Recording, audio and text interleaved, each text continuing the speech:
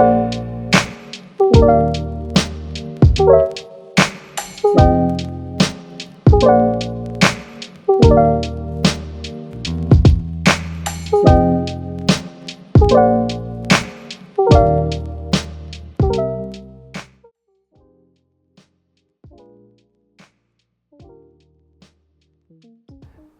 I'm Andy and welcome to a Watch Crate video.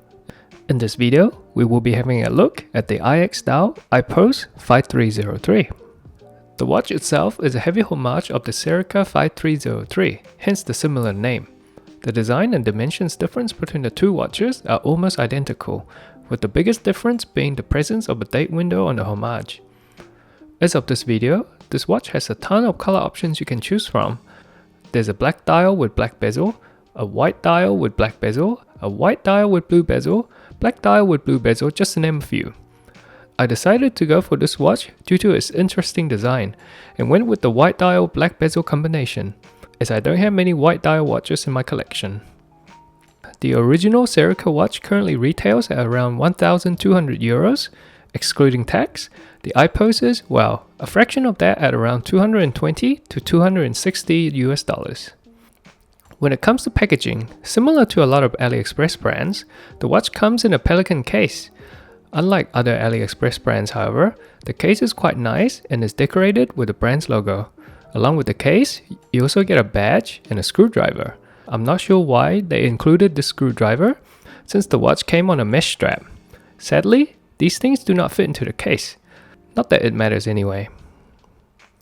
Now with all of that out of the way, let's get into the specs. The watch diameter measures a little bit over 39mm. The thickness is 12.2mm. The lug width is 20mm. The lug-to-lug length is about 48mm. The watch glass is made up of dome sapphire crystal and is applied with clear AR coating. The water resistant rating is rated at 200 meters or 660 feet. As with all AliExpress watches, you should take this rating with a grain of salt and be cautious if you're planning to take this for a dive. On the provided mesh bracelet, the watch weighs in at 117 grams. This particular watch is running with the PT5000 movement. You actually have the option of choosing between the PT5000 or the more expensive SW200. Both of these movements are clones of a popular ETA 2824 movement that is often used for entry-level Swiss watches, with the difference of the PT5000 being made by a Chinese company and the SW200 being made by a Swiss company. I went for the PT5000 movement since it's a bit cheaper than the SW200. On top of that, I wasn't sure whether the SW200 in this watch would actually end up being a genuine Swiss movement or not. The PT5000 is a higher beat movement, beating at 28,800 times per hour. This means that the second hands will take 8 times to get from one second mark to the other, resulting in a smoother second hand sweep. The movement hacks and hand wind and has a power reserve of 38 hours. One thing I've noticed is that the more you hand wind, the stronger the resistance becomes. I've heard that this is a common occurrence with the ETA movement and have also heard that this could be because of the bad QC in the PT5000 movement. The best solution seems to be to hand wind it a few times, then let the rotor do the rest. Something to take into consideration if you're thinking about buying this watch. In terms of accuracy, the PT5000 claims to have an accuracy of plus and minus 12 seconds per day. This particular watch has an accuracy of plus 6 seconds per day, which is pretty good in my book. When it comes to the design, one thing I would like to say is that it's rather unique. The watch looks a lot nicer in person compared to the stock photos. The top of the case is finished with a mixture of brush and high polishing. The sides are also brush finish, similar to the top. There's a large high polished chamfered edge going all the way down to the bottom of the lug. The back of the case is also brush finish, and we have a screw down case back that is decorated with some engraved text and the brand's logo. Overall, the finishing is excellent. Moving on to the crown. We have a screw down crown that's decorated with the brand's logo. It's a pretty good logo in my opinion. The crown is easy to grip and is easy to operate. However, it can become hard to rotate if you wind the watch a bit too much. As I mentioned before, this could either be an existing issue with the ETA movement or it could be because the movement isn't oiled properly. I usually just turn the crown 5 to 6 times, put the watch on my wrist, and let the rotor do the rest. Next up, the watch has a 120 clicks unidirectional coin edge bezel. The bezel is pretty darn tight and takes quite a lot of effort to rotate.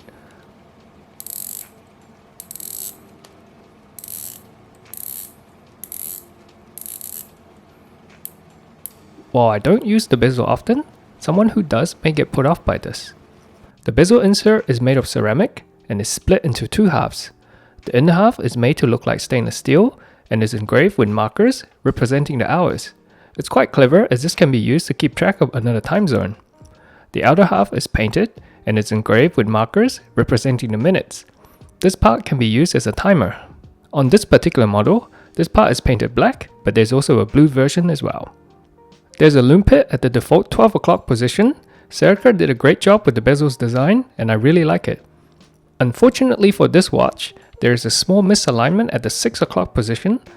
It's not noticeable as it took me a while to finally notice, but the keener eyes may spot it right away.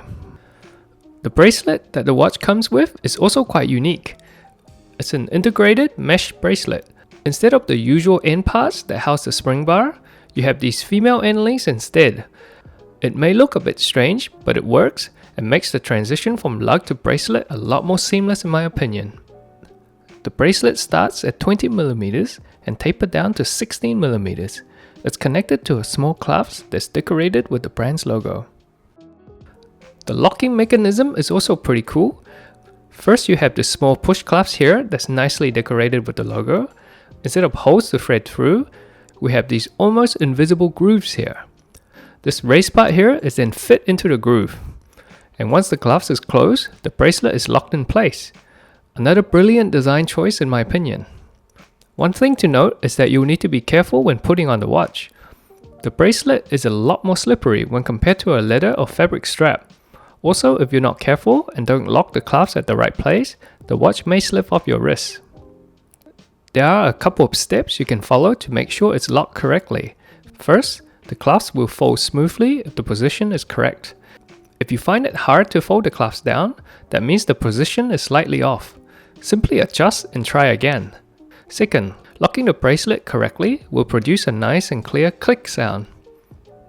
Another unique design flair of this watch is the dial. The dial is matte and the hours markers are a mix of raised rectangles, circles and black lines. They help make the dial stand out quite a lot, yet retaining a very minimal look. Around the edge of the dial, we have printed minute markers, along with this Friends of IPOSE text. Currently, there are 3 versions of this watch. Version 1 and 3 have this text, while version 2 has a French Made in China text instead. Above the 6 o'clock, we have the automatic text and the water rating, and also a date window. One thing I did notice is that the font of the date isn't quite the same as the one in the stock photo. I'm guessing this could either be because of QC issue or that the SW200 movement has a different font. Though it would be nice to get the font to match with the stock photos. Also, it would be great if there's a no date version. As for the hands, we have an arrow style hour hand that almost touches the hour indices. The minute hand is sword style and touches the printed minute markers. Finally, we have a lollipop style second hand that extends over the top of the printed minute markers around the edge. The configuration of these hands are perfect in my opinion.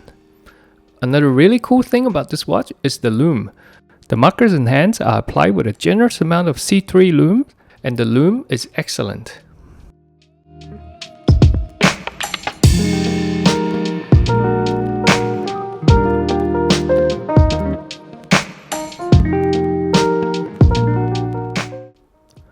On my 6.2-inch wrist, the watch fits perfectly and looks really nice. The mesh strap is really comfortable to wear due to its lightweight. When my wrist shrinks or expands, I can easily adjust the tightness thanks to the adjustability of the strap. The strap also does a good job of hiding the extra length. So, how do I feel about this watch? First off, let's start with the pros. The watch has a lot going for it. The biggest thing is the unique design. All thanks to the original watch that this Homage is based on. It has great finishing, great lume, a cool and legible dial, a multi-purpose bezel, and a very comfortable strap. In terms of negatives, beside the finicky movement, the date font not matching, a very tight and slightly misaligned bezel, I don't have any other bad things to say about it. So yeah, I really like this watch, especially its design. It really makes me consider getting my hands on the Serica down the line at some point. Hopefully their new movement is more reliable than the previous one. And that brings us to the end of this video. What do you think about this watch? Did you get your hands on one? And how did you like or dislike it? Feel free to drop a comment down below.